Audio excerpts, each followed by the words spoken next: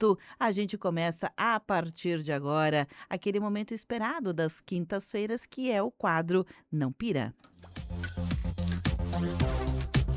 Não pira. Versão para o rádio. Comportamento, educação financeira, dicas de bem viver e estilo de vida. Com a consultora, psicanalista e palestrante Márcia Tolotti. Oi, Márcia, bom dia, tudo bem com você? Bom dia, Beverly, bom dia aos ouvintes.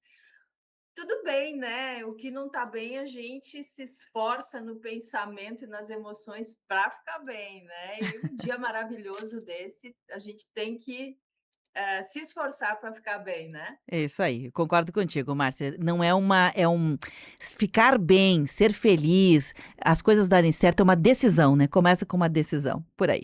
Márcia, a gente falou nesse mês de janeiro, em vários momentos aqui do quadro, dedicados a essa questão da saúde mental, né? Olhando por dimensões daquilo que depois ou replica em doença e a gente precisa curar para gerar saúde, e ou então como a gente vai equilibrando para aprender a ter muito mais saúde do que doença. Levando em consideração, Márcia, uma coisa que é tão óbvio que eu vou dizer, mas às vezes o óbvio precisa ser dito.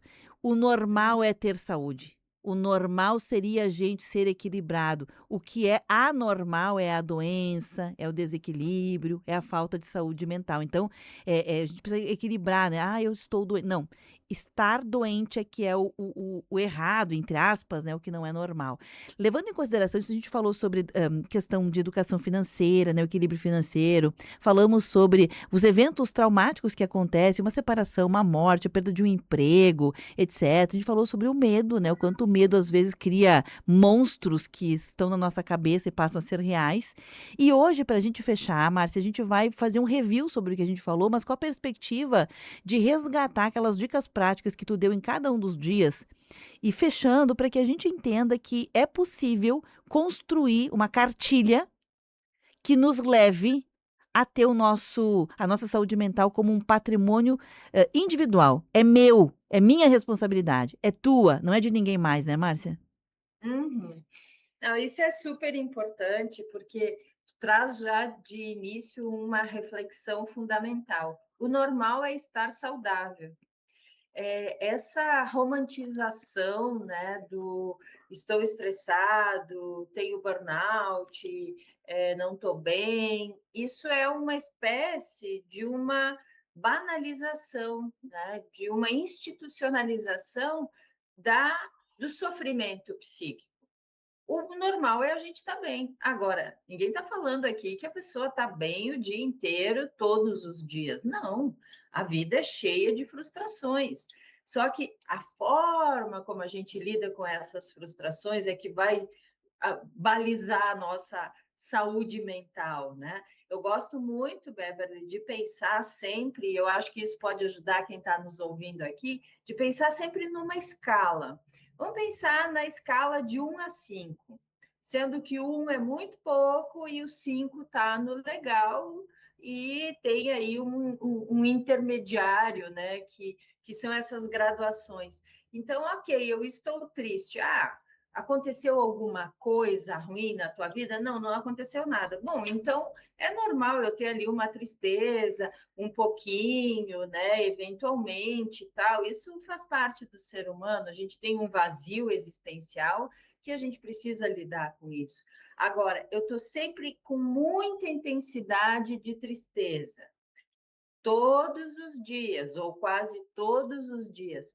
Não se acomoda no sofrimento emocional e psicológico, não pira, não acha que esse é o novo normal, não é não.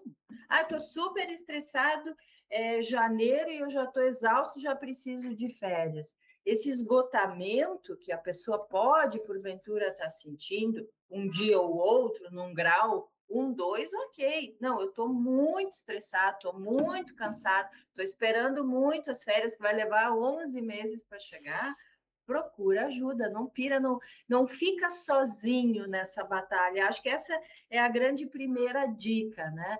Eu não estou dando conta, eu estou percebendo que a coisa está muito pesada para mim. Eu vou buscar ajuda, eu vou primeiro conversar com os meus amigos, porque rede de amigos é fundamental e é saúde mental, ter amizades, né? Mas não deu conta ali, eu não melhorei muito. Bom, então talvez eu tenha que buscar uma ajuda profissional, Agora, né? Márcia, Não, tu me permita só fazer um parênteses nisso, porque é claro, tão importante que tu traz, porque a gente confunde, por exemplo, dizer que a tua saúde é uma responsabilidade tua, eu usei o termo, né, que saúde mental é um patrimônio, porque a gente gosta muito, né, de ter, sei lá, uma reserva no banco, uma garantia, uma casa para chamar de sua, um carro, são os nossos patrimônios, né, mas a gente subestima esses outros patrimônios que são paz de espírito, bem-estar, saúde física e mental, são patrimônios, né? Que a gente, assim como um patrimônio material, a gente precisa planejar, estruturar, né? Então, a mesma coisa. E quando eu digo que a saúde mental é um patrimônio da pessoa, parece que invalida que a gente busque ajuda. E não é. É que a gente não pode terceirizar, que alguém venha nos buscar em casa, né, Márcia? Bater na nossa porta, oferecer ajuda. Que essa é a diferença. Quando você sabe que a responsabilidade da tua saúde é tu quem vai buscar ajuda, né, Márcia? uhum. Sim, porque a fala ela salva, né? Claro que não é a fala jogada aos quatro ventos, né? Por exemplo, na mentoria que eu trabalho, a pessoa vai falar e ela não está jogando aos quatro ventos, ela vai ter um direcionamento. Num processo analítico ou terapêutico, a pessoa vai ter um direcionamento para que essa fala tenha um endereço e um destino, né? Que não fique só ali, estou só desabafando. Isso não resolve a vida de ninguém, né? A saúde mental é patrimônio mesmo, como tu fala, Beverly, e a gente tem que perceber que, por exemplo, assim, ó, cansar não é frescura, dizer não é ser egoísta, ter pequenos hábitos diários para se proteger. Eu vou me dar um café diferente, eu vou sentar num lugar diferente para ter lá os meus minutos de paz, eu vou me dar um jantar diferente, quer dizer, pequenos cuidados diários, nada disso é frescura. Então, a pessoa precisa, ela, como tu está dizendo, se dar esses momentos, né? A gente precisa se permitir. Assim como saúde mental é decisão, amar também é uma decisão. Eu também decido amar. Ah, não, mas eu amo. Tá, mas ama de onde? Ama de dentro de ti. Então, é uma decisão.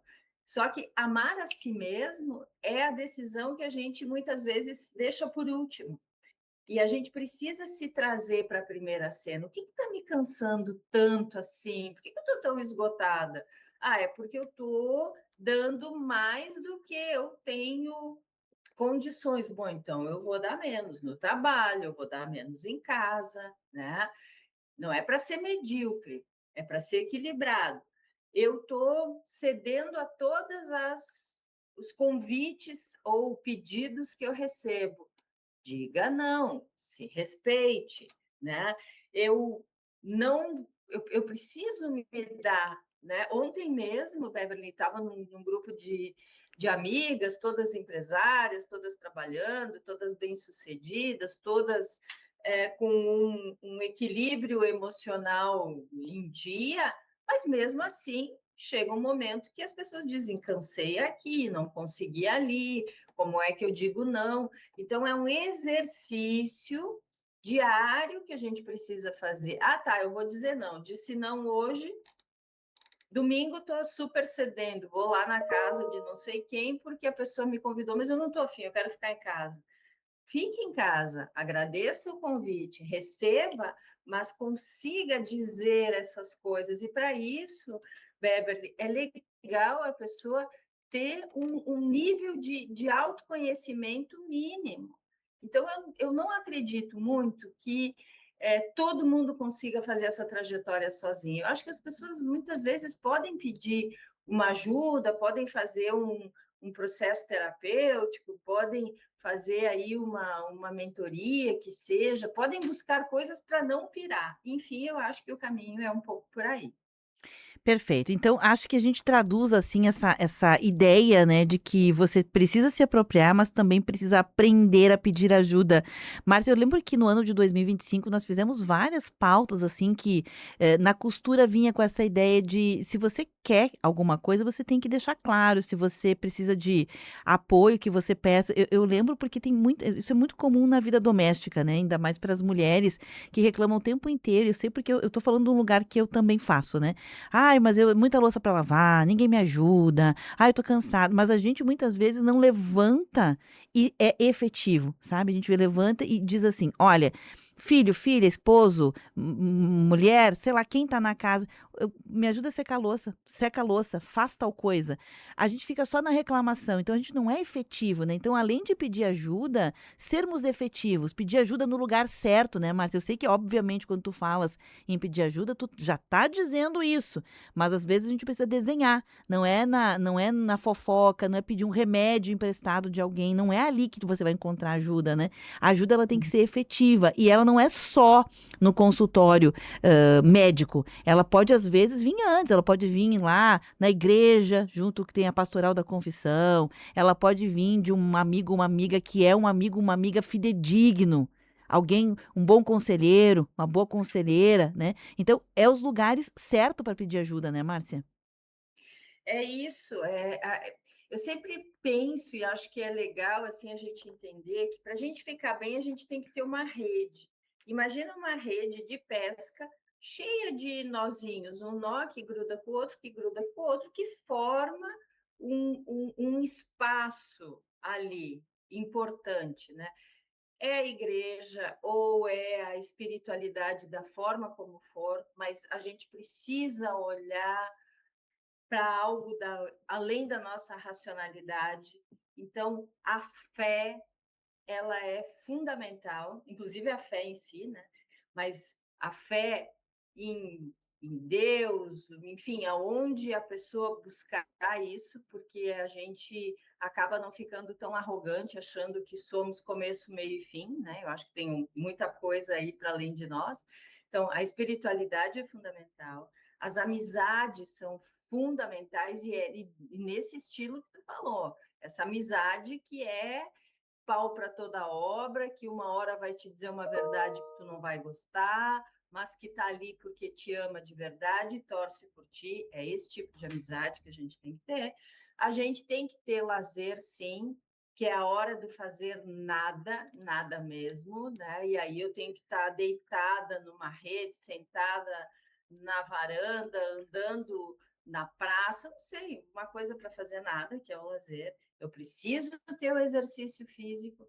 Friso aqui, exercício físico é igual à saúde mental, é fundamental, mas eu preciso ter essas micro decisões diárias.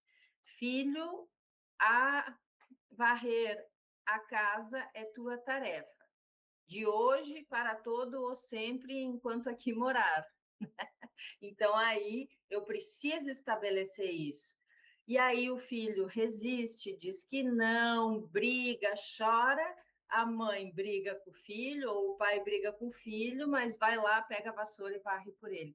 Não, não. Saúde mental tem a ver com posicionamento. Se aquilo eu acredito que é bom para mim, para a criança, para o marido e para a família, eu preciso me manter. E isso é respeito próprio, isso é equilíbrio. Se eu pensei e decidi e vi que é bom, por que eu cedo? Então, ceder naquilo que é importante para si é falta de saúde mental. Então, eu vou fazer aquilo acontecer. Marido, a responsabilidade da louça, todos os dias, de hoje para todo ou sempre, será sua. Aí o marido discutiu, brigaram e ele diz: Eu não vou lavar louça. Como assim? Uma coisa não tem nada a ver com a outra? Posicionamento. E nesse sentido, Beverly, se a responsabilidade muitas vezes e que recai sobre essa gestão na casa, por exemplo, que acaba ficando para a mulher tem que se posicionar. Então, ok, tu não vai lavar agora, mas tu vai lavar depois, quando tu te acalmar, porque essa é uma responsabilidade tua. São o que a gente chama dos inegociáveis. para a gente ter saúde mental, tem coisas que são inegociáveis. Todas essas que a gente falou, né? Bacana. Então, a gente precisa aí se manter. Adorei as tuas dicas bem práticas, né? Aliás, recomendo que as pessoas salvem. Eu vou depois postar esse vídeo aqui também lá no YouTube. Quem quiser pode me pedir o link, guarde, para de vez em quando você beber nessa fonte, né? Dicas práticas para você de fato ter saúde mental como uma propriedade sua, um patrimônio seu. Mas eu não posso me furtar de falar sobre a metáfora da alimentação, porque nós vivemos um boom, né, da geração saúde, de pessoas que valorizam saúde, suplementam, correm, cuidam da alimentação, mas a gente não observa o quanto a gente se alimenta emocionalmente de, entre aspas, porcarias que não nos fazem bem. E inicialmente elas parecem inocentes, né? Eu vou ver só notícia ruim. Eu não quero aqui fazer uma apologia de que as pessoas não estejam informadas. Não é sobre isso, tá? Não vamos confundir o que eu estou dizendo. Também não quero fazer uma apologia de, eu vou viver só com quem eu gosto. Não, a gente vai ter que viver com todas as pessoas, e inclusive com aquelas que a gente não tem sinergia, não simpatiza, o santo não bate. Só que a gente tem que escolher a quantidade de tempo que é necessária para isso, né, Márcia? Então, isso é maturidade. É viver com todo mundo, mas naquilo que é necessário. O que não é necessário, a gente não precisa levar para o coração, não precisa ficar demais. Então, é noticiário, é produto cultural. Tem gente que só vê, sabe, filme de terror, matança, jornal que pinga sangue e não quer se contaminar. Impossível, né, Márcia?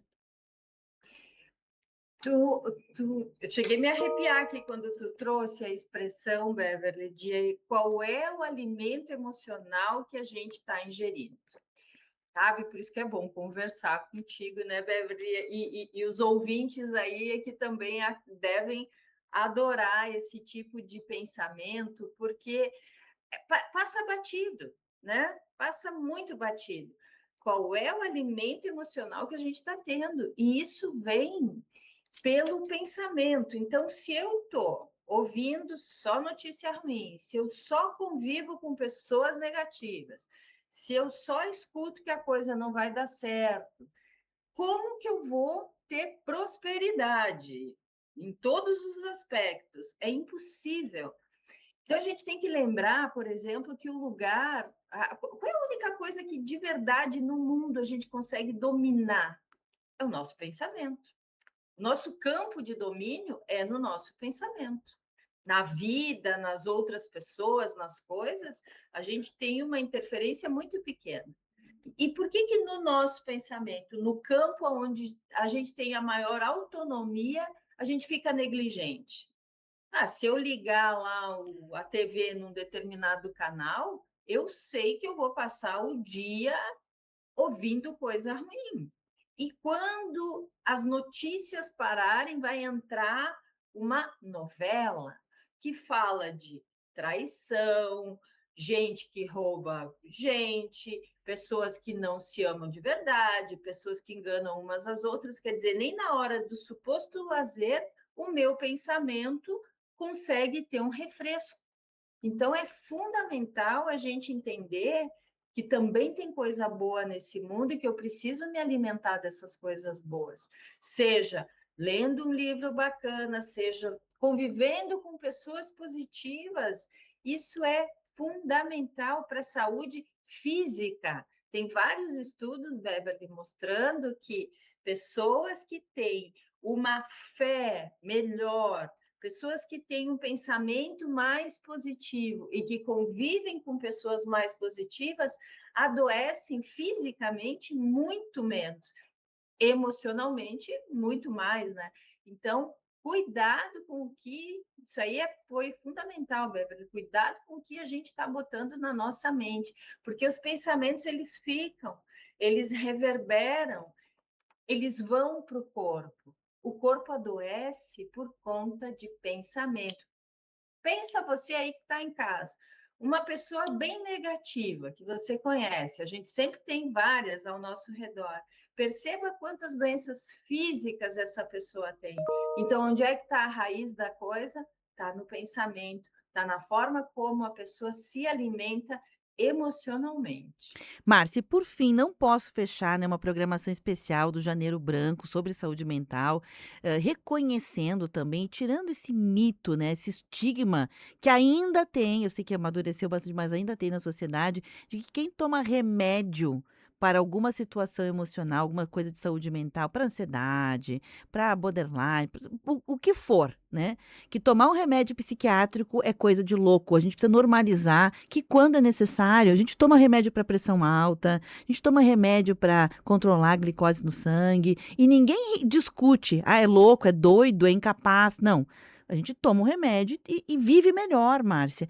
Então, tem muita gente que, se tomasse o remédio, tivesse o diagnóstico, tomasse o remédio, ela não só viveria melhor, como ela deixaria outras pessoas viverem melhor também, né?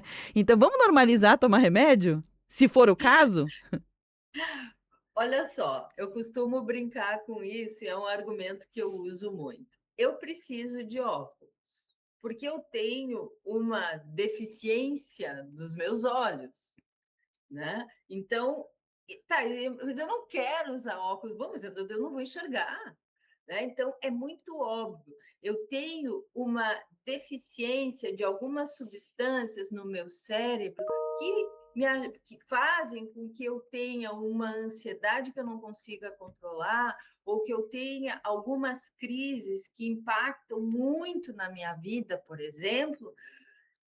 Eu preciso tomar medicação, assim como eu preciso usar óculos, assim como eu preciso usar uma bengala, assim como eu preciso usar uma, uma glicose, enfim, as pessoas precisam de recursos, os recursos estão aí. E eles vêm para tornar a vida da pessoa e realmente de quem o cerca muito mais leve. Então, não é incomum as pessoas resistirem a tomar uma medicação psiquiátrica, a fazer uma terapia, a fazer uma análise. É muito mais comum. E aí a pessoa fica aqui, porque no campo mental é como se fosse vergonhoso tu precisar de ajuda. Ora, se tu tem deficiência visual, não é vergonhoso tu ir no oculista, aliás, é necessário. Ao contrário, na questão da saúde mental é a mesma coisa, né? Então, não é vergonha tomar remédio, não é vergonha fazer terapia, não é vergonha, é inteligência emocional, porque o primeiro ponto da inteligência emocional é o autoconhecimento. Eu me conheço, eu sei que eu tenho dificuldade de enxergar, eu vou usar óculos. Eu me conheço, vamos lá, uma pessoa que está aí, a pessoa se conhece, sabe que tem algumas crises, sabe que tem algumas situações que ela não consegue enfrentar bem. Ora, isso é autoconhecimento. O segundo passo da inteligência emocional, Beverly, é a autorresponsabilidade. Então, eu entendi que eu tenho dificuldade. Segundo passo, eu sou responsável por mim, eu vou me curar, eu vou tomar o remédio, eu vou buscar ajuda, eu vou fazer terapia. Isso é inteligência emocional. Uma pessoa que se nega a fazer aquilo que vai beneficiar a sua vida, e não precisa ser só medicação, tem gente que tem pressão alta e não toma medicação e depois tem um AVC, né? Então, autorresponsabilidade é isso, é eu fazer por mim o melhor, e isso é inteligência, e isso é saúde mental, e é isso que leva para a prosperidade. Então, é essa cadeia que, onde eu cortar um elo, eu perdi a pegada, eu perdi a história. E a gente está se alongando um pouquinho, Márcia, eu te peço licença, mas é que é um fechamento importante, a gente não pode deixar essas pontas soltas, elas não são novas. Mas quando a gente está falando de um tema de fechamento, todas elas juntas, elas acabam gerando um entendimento mais profundo, né? A gente precisa também, como sociedade, né, os profissionais, os sindicatos, as categorias, entrarem num consenso, né? A gente já chegou num ponto de maturidade, Márcia, de entender que só uma coisa não adianta, só outra não adianta. Muitas vezes as pessoas vão só na terapia, né? Procuram um psicólogo qualificado e ficam só na terapia por anos, mas elas também precisariam do remédio. Então, ela precisa concomitantemente ir para um psiquiatra. Muitas vezes a pessoa já quer ir lá, não, eu sei que eu tô doente, então eu vou tomar um remedinho e vai passar e eu não vou resolver a causa da doença. Então, vai só no médico psiquiatra, passa a tomar remédio e não resolve, né, o ponto de partida. Ou seja, a gente está sempre apagando o incêndio. A gente precisa entender que uma coisa depende da outra para que haja saúde. E aí, junto com isso, mas me perdoe o alongamento aqui do raciocínio, mas você já vai entender. Tem a ver com também essa ideia que ficou estabelecida como algo comum, normal e que todo mundo faz, que é tomar um remédio e depois parar por conta. Eu me sentir melhor, eu me dou alta. Você não se dá alta do óculos, né? Quando você sabe que vai precisar do óculos, você não se dá alta. Você vai lá e troca o óculos ou espera o diagnóstico do médico. Você não se dá alta quando toma um remédio para uma doença crônica. Você vai lá no médico e verifica. Não, eu tinha síndrome metabólica e agora eu controlei e não vou precisar mais, né? Quer dizer, ninguém se dá alta por conta. Só que na questão da saúde mental, sim, as pessoas fazem isso e ainda dizem: ah, mas eu não quero ficar dependente do remédio. Como se fosse um estigma, né? E aí fica dependente de um sofrimento, fica dependente de uma vida sofrida, fica dependente muitas vezes de um relacionamento ruim, porque ela, com o não se curar, ela impacta a família e há um vício em relacionamentos tóxicos. Por que as pessoas ficam em relacionamentos ruins tanto tempo? Porque elas costuraram isso de alguma forma. Também elas fizeram isso. Então, autorresponsabilidade é o que tu está trazendo. Ah, não, mas olha só, é meu marido, é minha mulher, é minha mãe, é meu pai, não sei o quê, mas e você, bebê, no meio dessa história? Faz o quê? Então, eu até achei engraçado, porque isso é muito comum, realmente. A pessoa porque ela, bem na verdade, ainda nem aceitou que precisa. Então, ela foi lá, tomou um pouco, deu uma melhorada, que justamente esse é o efeito do remédio ou do tratamento, e aí melhorou um pouco, e aí a pessoa diz: não, eu estou bem. Tá, mas tu tem todas as ferramentas para valer. Tem gente que vai precisar tomar remédio para o resto da vida. Tem gente que vai precisar tomar uma medicação psiquiátrica por 6 meses, por 1 ano, por 2. Isso a gente não sabe, a pessoa vai ter que fazer acompanhamento, vai ter que ver como é que ela fica. Ah, eu quero fazer um teste para ficar sem. Ok, não acho inadequado, mas quem vai me dizer e vai me acompanhar nesse processo é o psiquiatra que está me prescrevendo a medicação. É ele junto, ele é meu treinador mental nesse sentido e emocional. Então, é ele que vai me dizer: bom, vamos tentar, vamos tirar aos poucos, vamos ver como é que funciona. Quer dizer, eu tenho que ter responsabilidade por mim. Mas eu acho que o que tu traz, que eu acho que fica legal assim a gente reforçar aí para quem está ouvindo, tem alguém perto de ti reclamando do teu jeito quando tu parou a medicação ou quando tu parou a terapia? Tem alguém que está sofrendo e que está te sinalizando? É mais de uma pessoa, é uma pessoa em casa, é uma pessoa no trabalho? Eu já tenho todos os indicadores suficientes de que a coisa não está legal. E se os outros estão me percebendo ruim, eu devo estar ruim, mas às vezes, sabe o que acontece, Beber? A gente se acostuma com a dor, a gente se acomoda muitas vezes no sofrimento, a gente acha que isso é normal. A gente volta lá para o nosso ponto inicial. Não é normal sofrer o tempo todo numa intensidade grande. Não é normal estar sempre bravo, estar sempre cansado, estar sempre de mal com a vida, estar sempre achando tudo ruim. Isso não é normal.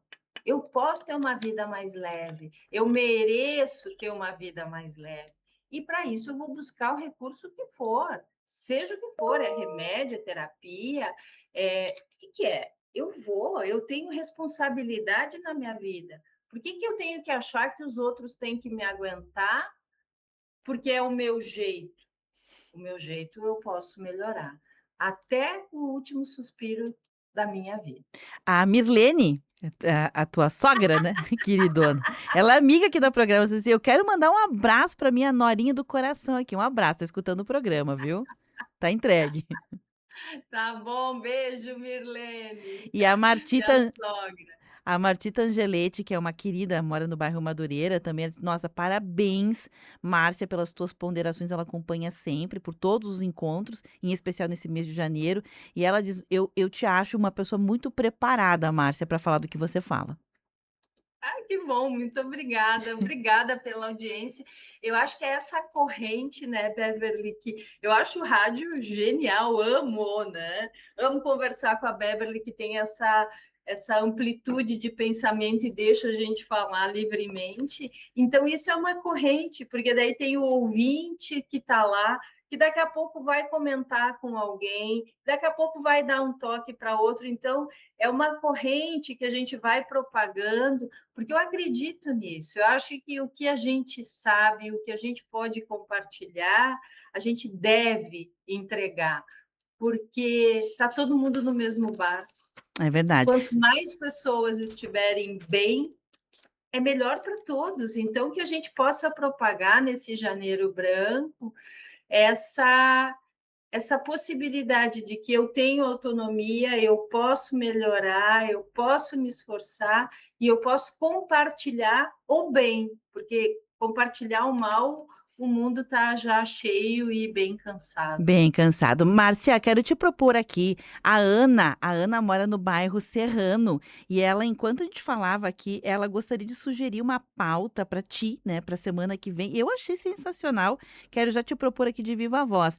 A Ana gostaria que tu falasses sobre os efeitos da menopausa e como a gente controlar, mas não pela perspectiva médica, pela perspectiva do não pira, Maravilhosa, Ana. comportamento.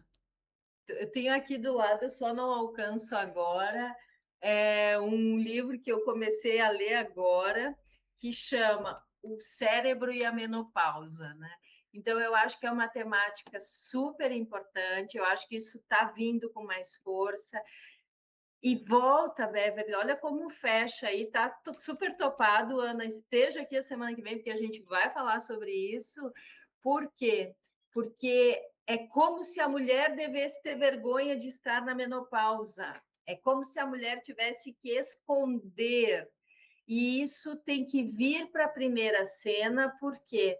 Porque não é uma coisa que a mulher escolhe ter menopausa. A gente passa. E a gente tem que ter inteligência emocional, não pirar e conseguir seguir nossa vida passando por um período que homem nenhum nunca vai entender, porque ele não passa. É simples. Assim como ele não passa por uma gravidez, assim como ele não passa por uma TPM.